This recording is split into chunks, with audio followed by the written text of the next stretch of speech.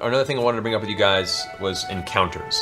You think, where are they? Are they fighting in a dungeon? Are they fighting in a forest? Are they fighting in a swamp? Are they fighting in an open plain? And find creatures that you think would live in that type of topography. So if they're in an open field, you can think of more wild beasts or maybe clans of roaming orcs.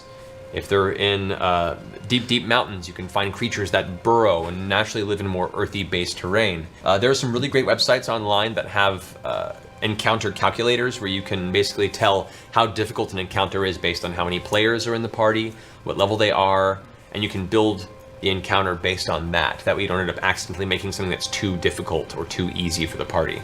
You don't want to make everything too hard. Some battles can be fun and easy and really kind of have the players enjoy being badass and rushing into combat and just killing things really easily and being, haha, I ruined everything. That's great. I'm powerful. Then you can have some battles that are pretty, whew, that was close. That was a good fight. And then occasionally you want to throw them a curveball and have something they really have to struggle through. So when they finish that battle, they really have to take a rest and realize we almost lost one or more people in that fight. And that makes the stakes that much higher at that point. And consider terrain for combat too. Not every battle is just you versus monsters.